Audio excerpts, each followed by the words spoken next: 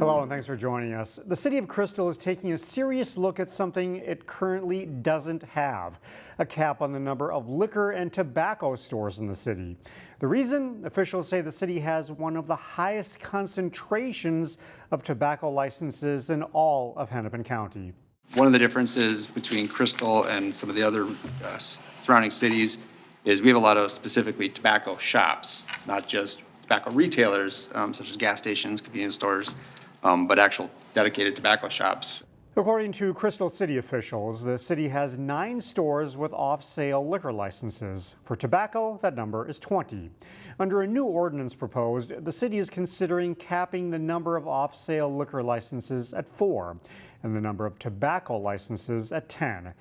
What that means, no new licenses would be issued, and for businesses that close or have their licenses revoked, the city would not try to replace them with a similar business. I mean, sure, we'd like to have, fewer liquor stores, fewer tobacco shops, but we really haven't had an opportunity to really, give us the method or the purpose to be able to limit liquor stores and tobacco shops until now. There's a lot of businesses, or a lot of buildings that are liquor stores that could be other really cool businesses that Crystal doesn't have. The Crystal City Council approved the first reading of the ordinance change. Final approval is expected at its next meeting on April 1st. Coming up this week, an opportunity for Brooklyn Center homeowners to give more feedback on MnDOT's plans to turn Highway 252 into a freeway. MnDOT is hosting a coffee chat from 11 until 1 on Thursday at City Cafe on Shingle Creek Parkway.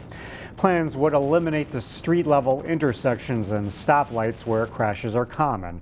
However, there are significant concerns. Tops on the list, the likelihood that people would lose their homes to eminent domain because their land is needed for exit ramps. MnDOT hopes to finalize design by 2027. It is officially spring, which means that warmer days are right around the corner. It's music to the ears of local gardeners and shops like Lynde Greenhouse in Maple Grove, which opened for the season on Monday. I'll get you a box for these and a bag to cover them up. For the first time in 3 months, This is way early, but we couldn't help it. Had to come. Lynde Greenhouse and Nursery in Maple Grove is open for business. Oh, definitely. People, they're just happy to see color and to see us open. 2504 today. Opening day at the gardening center always brings a boost of joy after the dreary days of winter. Anxious for some spring. We're anxious to get out in our gardens, and I love the houseplants here. Kathleen Smithson made the hour-long drive from Cokato just to get a taste of spring among this cornucopia of colors. It's good for me, physically, spiritually, everything. It's still a little early for people to truly get their hands dirty. We've already been fooled, and sure it'll turn cold again. But that's all right. I'm going to be ready when it turns warm. But for the true garden enthusiasts, it doesn't hurt to get a jump on the season. It's more getting things that you're going to use in your garden, getting some pots, things like that, seeds that we have. It's a business that means a lot to longtime customers. They bring a lot of happiness to a lot of people. 2.5 years ago, happiness was hard to come by after arsonists destroyed the warehouse, loading dock, and storage area. But staff members say they've now fully rebuilt after that tragedy. We can now recover. It's like a death in the family in the way. You go on and you realize that, okay, this is the new way we're going to be doing it, and it's good. Optimism abounds. Now, what gardeners need is consistently warmer weather so they can make plants this weekend. I'm impatient to get out in my garden, so this is the way to start.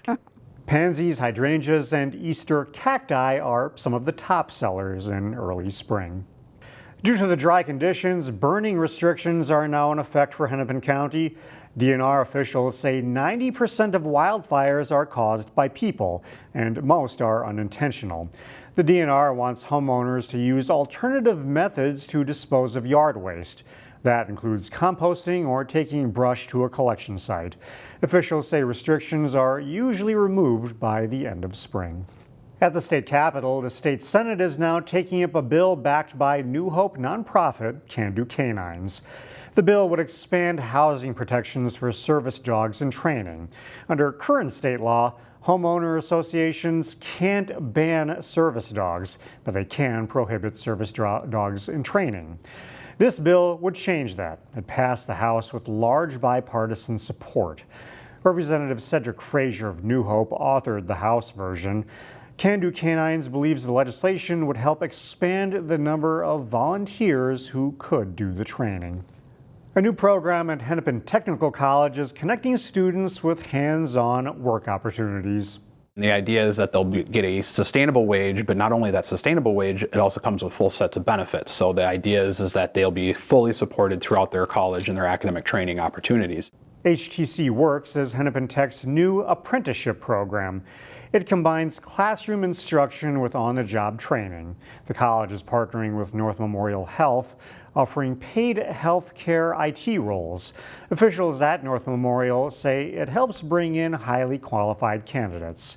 Hennepin Tech is hoping to expand the program and offer more opportunities in the healthcare field. A lot of our students that don't fall in that IT area end up falling in the healthcare area, and they want to get into health sciences and get their CNA programming, and then figuring out from there where can they move to next. If you want to join the program, Hennepin Tech has an open house from 3 to 6 p.m. on April 24th. You can RSVP on their website.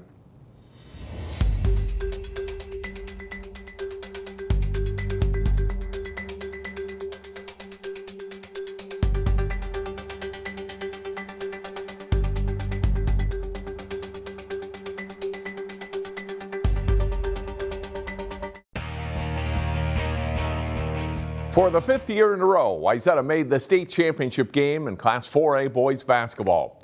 Ches Moots has the highlights as the Trojans shot for title number 3.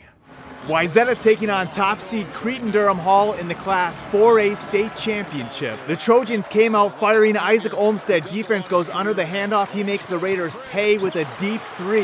A few minutes later, this time Wayzata goes handoff right into a ball screen. Olmstead launches from behind the arc, buries it. Trojans up early, 11-4. Cretin eventually got settled. Monteith Dixon had their first 10 points. Nice gathering right-hand finish from the 6'6 senior. He went 9-10 from the field for 18 points.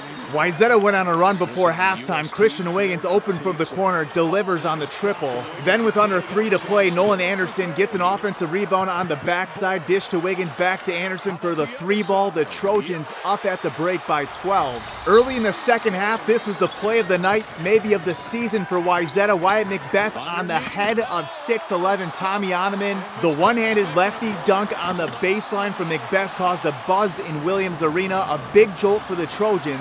They kept riding that wave. Anderson hit 4 threes and scored a game-high 24 points and 10 boards. Wayzata was hunting triples all night. They hit 11 of them from distance. Wiggins with a step back. He poured in 21. The Trojans run away with their 3rd state title in 5 years. They take down the Raiders by 25. I thought the game plan was perfect.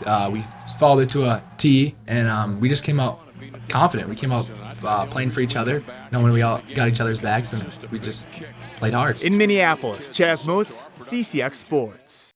Maple Grove boys basketball lost to Cretin-Durham Hall in the Class 4A semifinals. The Crimson look to end with a win as they played in the 3rd place game. Jay Wilcox has highlights. Maple Grove meets Shakopee in the Class 4A boys basketball 3rd place game at Concordia. The Sabres start out strong. Devin Pass hits a 3 on his way to an 18-point game. It's 11-4 Shakopee. Maple Grove battles back. Nathan Ramadka with a jump hook on his way to earning all tournament team honors, and they're within 2. Babacar Ann spins and floats it high off the glass. He scores 14 for the Crimson. Gavin Elmquist finds Henry Knutson open for a 3 as Maple Grove grabs the lead 23-22. And Bo Draheim attacks to end the half, getting the hoop and foul as Maple Grove goes up 35-31 at halftime. Second half, and Keegan Harney sets up Soren Berman for a corner 3 and a slim lead for the Crimson. Caden Harney to Knutson on the pick and pop for a 9-point lead. 14 for Knutson as Maple Grove holds off Shakopee's rally for a 65-60 win. Jay Wilcox, CCX Sports. Defending Class 2A boys basketball champion Breck faced undefeated Waseca in the semifinals this year as the Mustangs look to get back to the title game. The Mustangs beat the Blue Jays in last year's state quarterfinals. Waseca coming into this game with a 31-0 record. First half, and Breck's Miles Newton drains a long three-pointer. Mustangs up 12-7. The Blue Jays then go on a 10-2 scoring run. Deron Russell, who had a huge game, hits a three-pointer to put Waseca ahead. Late in the first half, Russell with a long three breaks a 27-all tie. He would go on to score 38 points on the night. Aiden Green gives the Mustangs a little boost right before halftime with this buzzer beater for two. Breck down 34-30 at the half. Second half, watch this dunk by Newton. Perfect lob pass from D'Angelo Dungy. Newton leads Breck with 24 points. Mo Muhammad hits a three from the corner to get the Mustangs within a point at 54-53 with just over 5 minutes to play. But the Blue Jays close strong to win this one. Demarius Russell with a huge three puts Waseca up 6. They go on to beat Breck 68-60 the final. The Mustangs did beat Caledonia 98-79 in the third place game. Heritage Christian Academy lost to Henning in the Class A consolation final, and Tutino Grace lost to Orono in the third place game in Class 3A. That's all for sports. I'm John Jacobson.